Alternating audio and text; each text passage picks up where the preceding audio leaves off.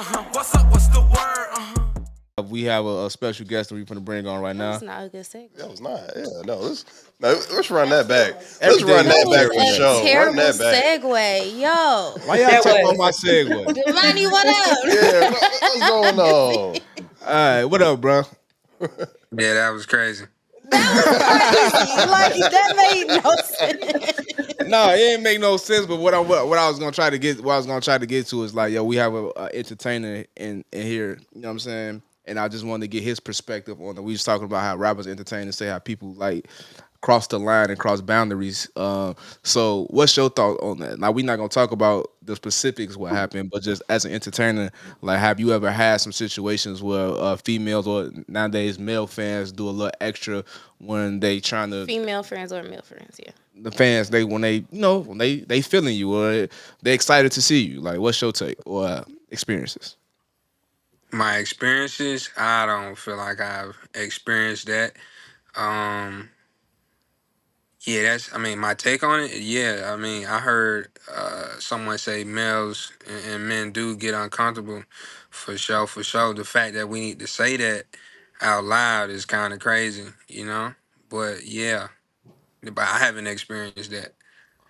Why you say it's crazy to say that out loud? I'm saying that the fact that someone needs to say that out loud. Okay. Yeah, that's. I mean, that says that cause like I think you said a lot of men feel like you don't. It's not cool to speak up. So I guess the world feels like nothing is happening, or maybe it doesn't happen. The fact that someone has to say, yeah, men get uncomfortable too. That's crazy. No, that's valid. That's valid. That's valid. Well, I hate to I hate to have to bring you in on this conversation, but the segue was kind of crazy. But Yeah. ladies and gentlemen, we're gonna give them a real introduction to time. We got the homie Domani in the building. Everybody make some noise for What Domani. up? Going on, What's the word? can't So call it, man. so what's up, man? We ain't seen you in a minute. We ain't hollered at you in a minute. What's new with you? What's new? New music. I'm finna come in y'all city in a minute, ain't I? Yes, sir. Yes, sir. It's Okay. Saturday, For right? Uh-huh. sure, for Juneteenth. sure. Absolutely, man. That's new. I'm excited about that. Yeah, man. Just music, staying on the road, putting out new music, getting this project together, et cetera, et cetera. Okay. Okay. So everybody in the studio is a fan of you, right? Like everybody in the studio is a fan of you. I think Chicago is a huge fan of you. Like your music has been going crazy at the kickbacks, at the barbecues. Yeah. Yeah, it's just you one of them. Like you're just one of them. And uh, last time when we had a conversation, we did an interview. I feel like you was a new artist, right? You was breaking through, finding your sound, finding who you are. Now it seems like you kind of like niggas. People know the money. Like you stamped. Like how have you been embracing the growth? Embracing the growth, man. I just working. I ain't gonna lie. The growth, I think you gotta step back and zoom out in order to see a lot of growth a lot of times, and I don't think I zoom out a lot of times. I just stay working. When I say working, I mean like music and like getting like staying on the road, always having something to do. I'm zoomed in. So I would say I don't think I have zoomed out to see the growth. You know what I'm saying? Like I see it in real time when I hear people uh come to the show and sing different songs, and okay, they sung this song louder, this is their favorite. Okay, this many people coming to the show now. Like I see it in real time like that, but just me seeing it without that, nah. Do you feel like you need to take some time to just, look back and be like, let me really embrace what I've done over the past couple years? It depends. I don't know, man. It's just, is the glass half full or half empty? Really, you could say I've done a lot. And some people cool with saying they done a lot and they can still get back to work and do more. Some people gotta say, you know what, this isn't enough. We're not like Kobe, job's not finished. And they need that type of attitude in order to get the job done. And it really just depends on who you are. Me, I feel like, man, great as possible, so good is not enough. Uh, that's how I feel. So what So, are? Oh, I'm do sorry. you feel like you overworking yourself at times? Then Nah, no, okay. Okay, nah, because I be doing mental checks. Gotta make sure you good. You just not out here going crazy, and you need to take a break. nah, man. I go to sleep early. I wake up early, go to the gym. I got a good little schedule, good routine. Okay. Let me see. So what do you think are some things that will take you from that good to that to greater in your mind?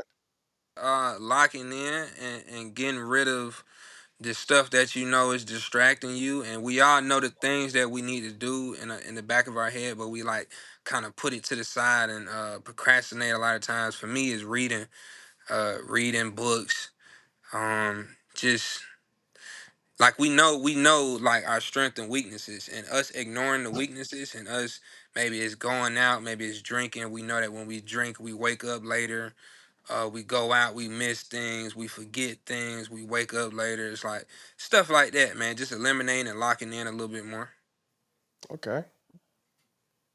So really just basically like cutting out any distractions. Yeah, anything that don't align with your goals, for sure. Okay. For sure, I like that being in alignment. One thing that I think really aligns with your brand that I really like a fan of that I think solidified me as a Domani fan is your visuals. I Mm, really, really love the way you promote your music. thank So you. do you have a team for that, or are you just like, hey, let's go down the street to my favorite restaurant, bring the camera, we finna shoot? Like, Yeah, both. I mean, shoot. It's a lot of that though. It's a lot of just walking around because that's where we get the best like the organic. yeah, like the most organic stuff. Like people really like that. Like the things that go viral or the things that really catch traction and move around, and I guess the algorithm likes. It's just we don't even think about it. It's just something that said, "Oh, record this," and somebody was just doing something that was unplanned. Um, so yeah, they people love to see real characteristics, real people doing real things. You know, so it's kind of a balance between planning and not planning at the same time. That was valid. That's valid. What It's you like it's so hungry? it's so it's so smooth. I Like you think just your stomach growling over here. that Hold wasn't on. me. That's J. Marie thing. No, I ain't gonna lie, that was me. That's Chris. Oh, somebody's stomach was growling. I'm sorry, I thought y'all. somebody was hungry.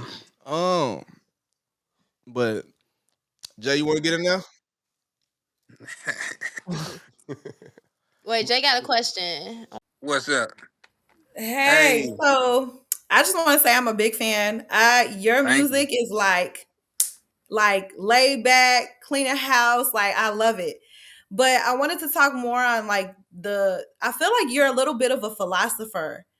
Mm, Where did that come from? How did you start tapping into that within your music? Like that, I don't know how to explain it. I feel like that, like a little bit of a philosopher. You get into the whole spirituality side of things too. Where did you learn that? yeah. See, stuff like that make me want to like be educated a lot more and make me want to read and stuff because you're right. Like people do have that vision for me, and but man, I just be just writing music. I just write music and be thinking and asking myself different questions, and a lot of times the music is for me. Like I'm Mm, either talking about where I want to be, where I think I am, where I shouldn't be, where I shouldn't be. I'm thinking about like just scenarios, the person I interacted with today, yesterday. Like it's just simple as that. And mm, I would say the most difficult thing writing is remembering like interactions and remembering how you mhm. felt when this happened or this day, and remembering it in great detail. That's just simple as that.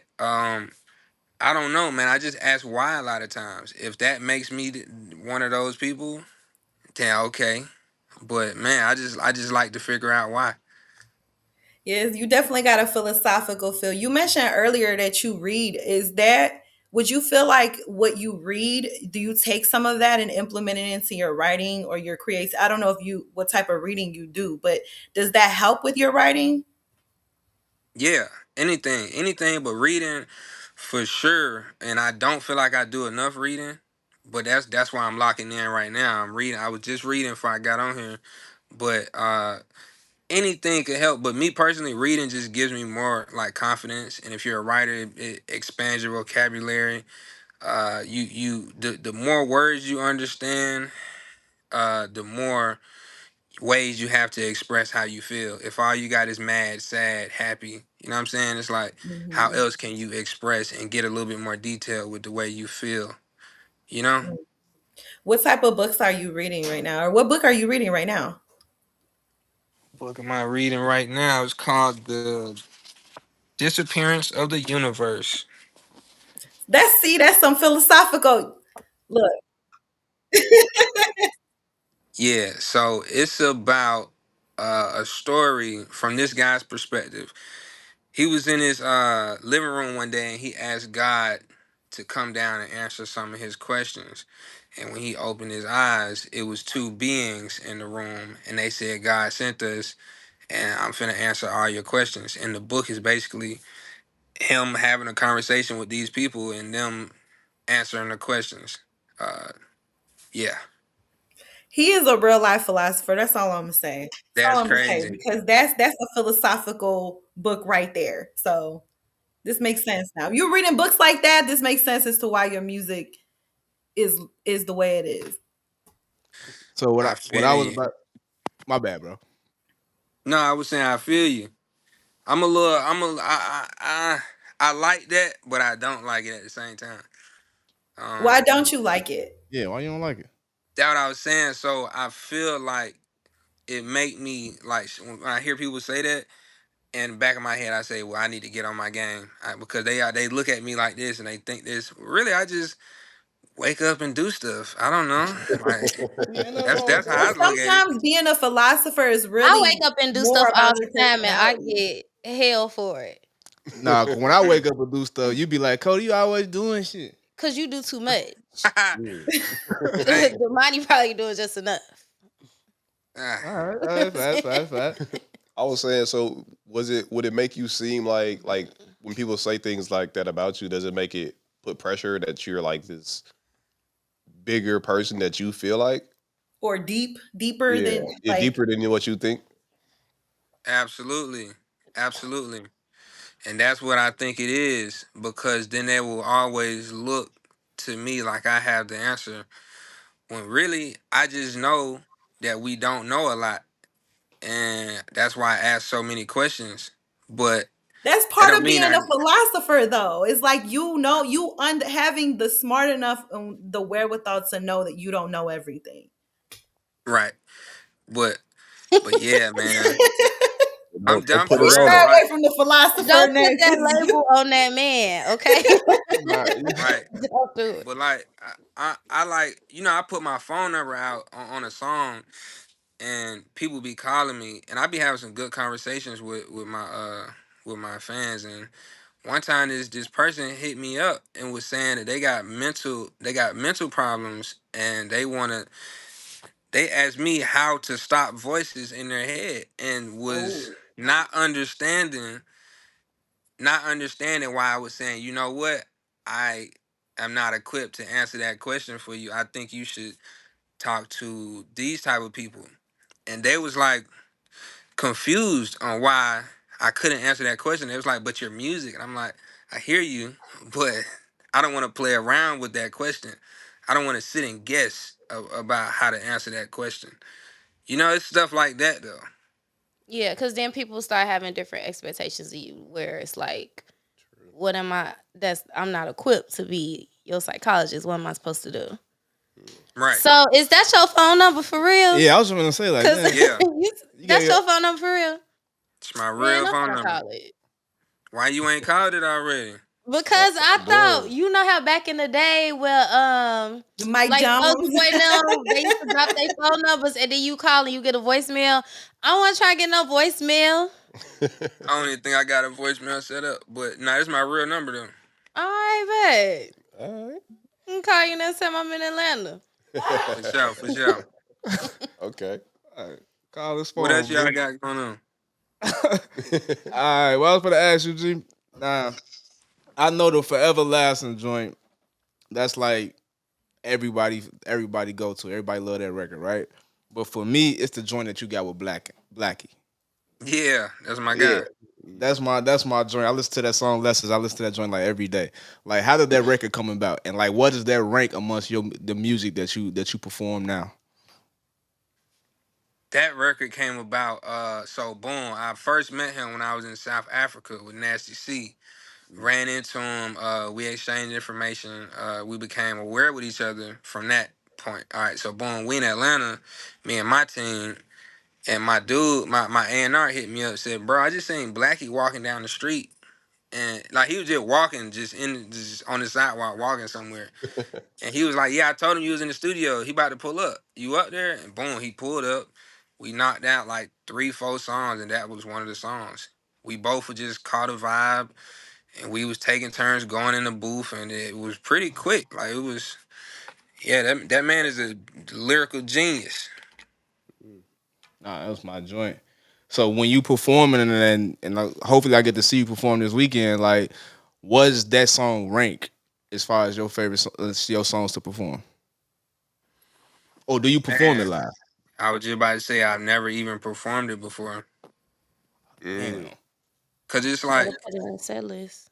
cause it's so much in the hook. I feel like I want him to be there to sing it with me.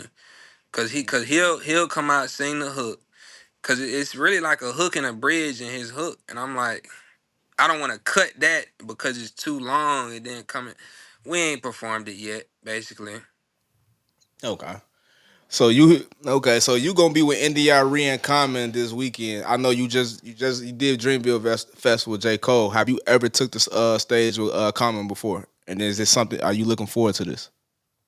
Absolutely. No, I've never haven't met him or been on stage or the same stage as him. I'm excited, man. Yeah, I'm looking forward to it. What was that call like for you when you got that call? Because Common is a hip hop legend. What was that feeling like for you to be called on by a hip hop legend like that and to be received? Even from with J. Cole personally inviting you, what are those feelings like for you? Because I imagine those are people you admire. Absolutely. With J. Cole, that situation, I actually called him because I didn't Mm. want to miss. I ain't want to miss out on this. Like we didn't do it last year. Like I don't know. I didn't know how the situation worked. I don't know if people reach out to y'all or you reach out to the people, but I know I got to do it this year. So boom, I reached out to him, and it was surprisingly just like for sure, yeah, like no question. Mhm. And I was like, okay, bet. And I ain't really never asked him for nothing crazy. I really asked him for nothing for real, for real. So I was unsure about how it would go. But it wasn't until he connected us with the people we need to talk to. But it wasn't until the flyer came out that I was 100% sure that this was happening. So when the flyer came out, people calling me, and I'm like, "What? Let me go look." Show is. So shout out to Cole for that.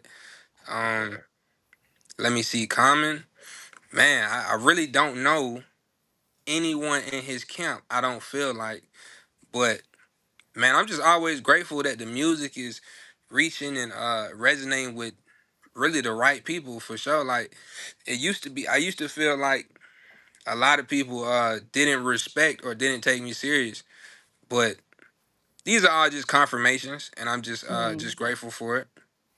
You speak on, like, you say you don't think people take you serious. I don't know what song it is, and maybe I'm probably overthinking this, but it seemed like you was rapping to J. Cole, and you was saying like J. Cole next time something about like you gotta like I forgot what you said, but it was like, man, you gotta notice me next time, or like give me my shot or something like that. I think the smirk on your face, you know exactly what song I'm Yeah, I talking do. about.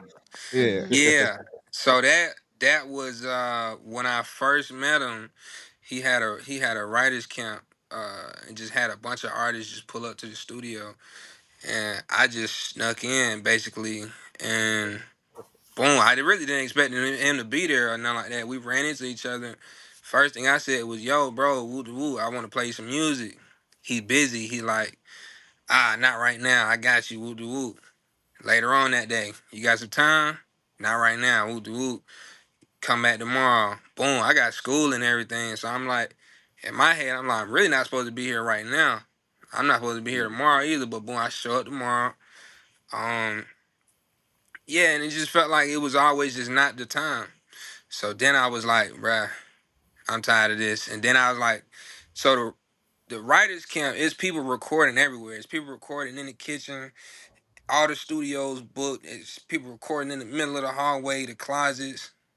We just found a closet and made a studio space in there. And I recorded that song. And I was basically, you're right, I was talking to Cole, like saying, bruh, you lucky I don't hold this against you. Ooh, dude, I'm just emotional. I'm like, Then I sent it to him.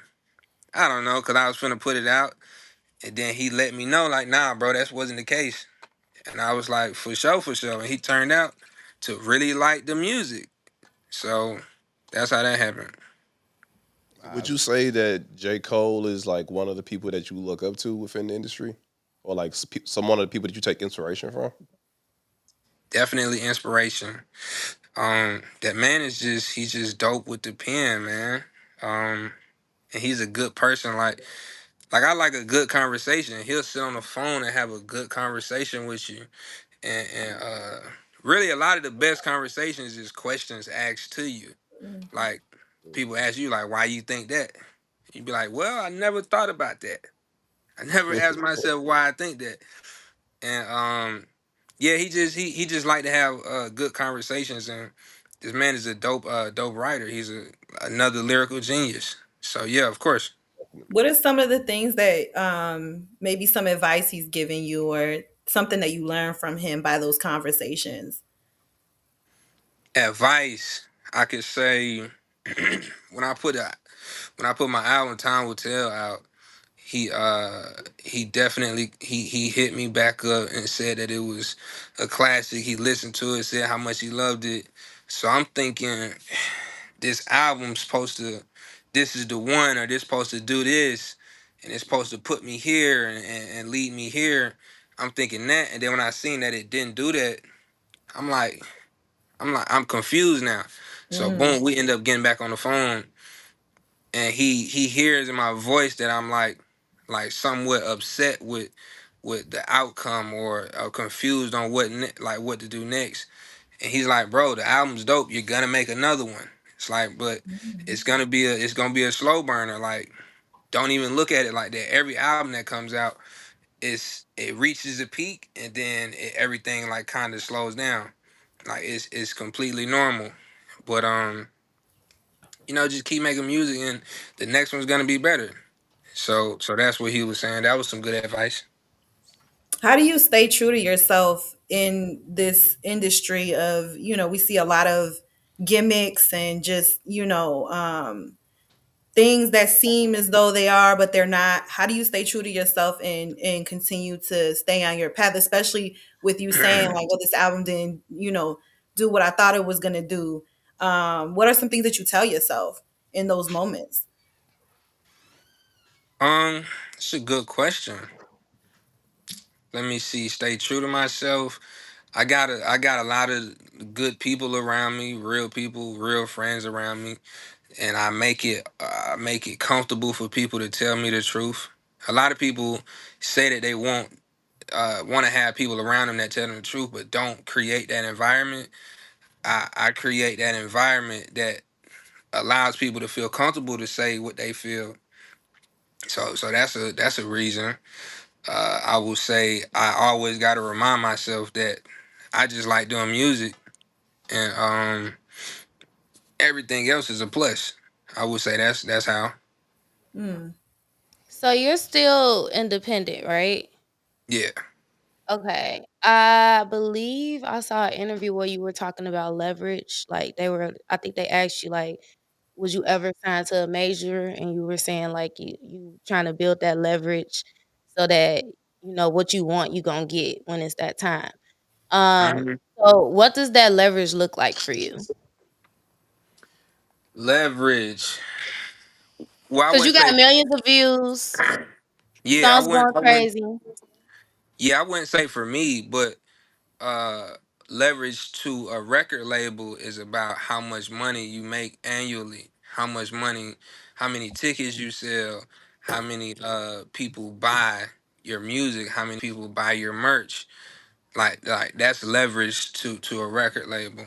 And when you have basically when you don't need a record label, then a record label wants to sign you and they want to give you a good deal. And when you say, you know what, nah, I don't want to do that, I want to do it like this, I want this percentage instead of this percentage, and you have that leverage to say that, they're more likely to say yes. So So that's the what leverage. what you feel like are some things that you still working on so that you're able to walk in that room and be like, I want this, this, and that.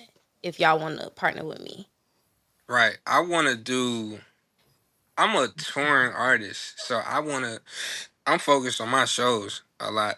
I want to have a great show, and I want to be able to bring in, like, a lot of people don't sell tickets. A lot of people don't understand how important tickets are, because when people come to your show, it's like they're taking time out of their day. They're spending their money. Like a lot of time they listen to music for free, but this time they're spending, what I mean, their money on your tickets, and then they may buy merch. They might buy drinks. Like it's and then they get to see you live and experience you and really catch the vibe in real time. That's not really people don't do that a lot of times. So that's very valuable in the music industry. So I would say definitely touring. I have a quick question. So, the music industry, it can often be superficial or image focused. So, how do you stay grounded and maintain your sense of artistry and just stay true to the type of music that you make? Say that one more time. You said, how do I stay true to the music that I make? Yeah, so basically, how do you stay grounded in the music industry? So we know it could be superficial, like it's a certain image that they try to push. So how do you stay true to your artistry? I think it has a lot to do with the people that's around me, man. Like I said, it's hard to do. Your people not finna let you do some lame stuff, and they know something not you. Like your people gonna say, "Hey, I don't know what you got going on right now," but I don't feel like that's you. And if that's you, then all right, cool. That's what we own now. But that's different. Like your people gonna let you know what's like the real deal. So I would say it got a lot to do with my team, for sure. Because man, it could get real confusing. Cause it's not a lot of directions on where to go and how to get there. So yeah, I would say it got a lot to do with my team, for sure, for sure. And me just knowing what's uncomfortable for me and what I'm not willing to do, and it's just stuff like that, for sure. That was dope. That was dope. So we got to see. Yeah, well, one last little question. If you could listen to any song for the rest of your life, what would it be? Any song, Any hmm. song. I'm thinking something Stevie Wonder, cause it's but what I know it's a song called As. I know I say that all the time. People be like, "What did you say?" Mhm. But it's called As. It's a Stevie Wonder song. I love that song right there. I could listen to it at night, in the morning. It's a great going somewhere song. Like anytime you going somewhere, and I don't know, it just sets the mood for me personally. So I would say that. I'm gonna have to check that out. Yeah, we gotta check that out, man. We gotta check that out, man. Well, brother, we appreciate you taking this time out with us. It's always good having a conversation with you. You know, what I mean, for everybody's watching, to make sure y'all get them tickets. Y'all. No, this ain't no connection. Yeah, make sure y'all get those tickets to go see them at Juneteenth this weekend in Chicago, man. Like, Out west yeah, to the unfortunately, best side of the city. yeah, that was a I'm great dead. combo. That was a great. Oh, there you go, right there. Come back on. No, we got you. Yeah, I'm on real quick. They gave an outro and everything. Hit the blue. Let them sound on. There we go. You can Yeah. hear me? We can hear you. We just wanted you to do Wait, last question. You got a eternal water deal? Nah, I Oh. don't. What kind of question is that? Because even when I like some of your videos, you just be drinking the water, like, and it's always Yeah. the same water. So I just knew you had Yo. a deal. Nah, I don't, man. It's just I like it because it tastes good. I think I heard a lot of good stuff about it. It's a big jug and it got a handle on it for sure. So Okay, you can take it with you. right. Nah, that's crazy. How you just know this water? That's crazy. Cause you got it's product placement. You gotta pay attention. It's I mean it's good water. It's just convenient for me. It's down the street at the gas station for me, so I get Oh like it's wow. Dang, you they know. sell that at the gas station. They They do, don't and they sell come in that at no different gas sizes. station in Chicago. You got to go to Yes, the they groceries. do. No, they They do not. I ain't never seen that water in no Girl, gas you stay on station. a whole nother part of Chicago, so that's different. Y'all ain't up for y'all. They We don't got got we it. got this guest on here. Y'all want to argue about water? Come on now. What's we It's doing? Nah, that's cool. eternal I water like water though. though. I like water. They Nah. gonna give you a deal real soon. Hey, I'm manifesting it. give my boy a deal. But nah, though, man, we appreciate you coming on, man. Like every time when you in the Appreciate city, y'all. man. Hopefully we get to see you this Saturday. How many days you doing? You just coming in and you pile in? You in and I out? think I got something to do right after that, so I'm in and out for sure. Okay. All right, well, so we gonna hit the line and maybe see if we can pull up to the show and then we can just chop it up then. But man, appreciate you for coming on, God. Appreciate y'all, man. Y'all have a good one. See you Saturday. Yes, sir.